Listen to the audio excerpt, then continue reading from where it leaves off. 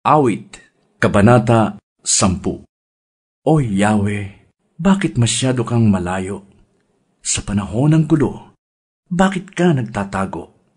Inaapi ang mga dukha ng palalot walang awa, naway sila ang mahuli sa patibong nilang gawa.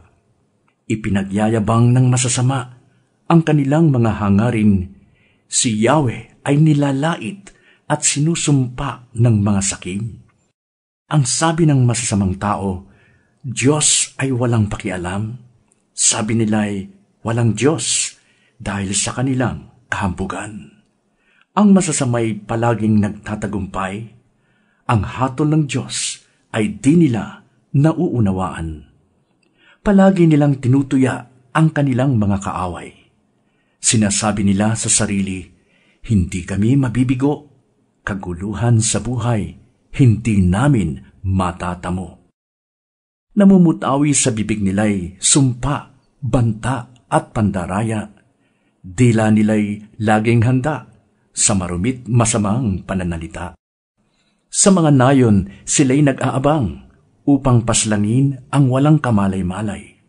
Para silang leon na nasa taguan, mga kawawang dukhay inaabangan.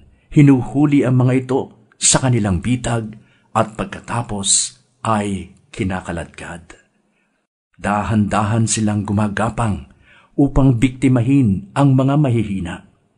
Ganito ang sabi ng masasama, ang Diyos ay walang pakialam. Mata niya'y nakapikit, di niya ako mapagmamasdan. Gumising ka, O Yahweh, at ang masasamay parusahan.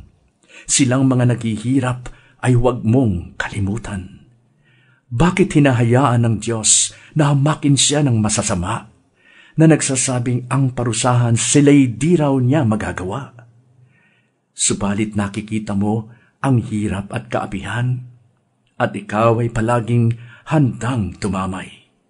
Ang mga kapuspalad ay sa iyo lang umaasa, sa tuwin ay sumasaklolo ka sa mga ulila. Mga braso ng masasamay iyong baliin, parusahan mo sila't kasamaay sugpuin. Naghahari si Yahweh magpakailan paman, mga bansang may ibang Diyos sa lupay mapaparam. Papakinggan mo, Yahweh, ang dalangin ng mga hamak, patatatagin mo ang loob ng mga kapuspalad. Ipagtatanggol mo ang mga api at mga ulila, upang wala ng taong mananakot ng kapwa.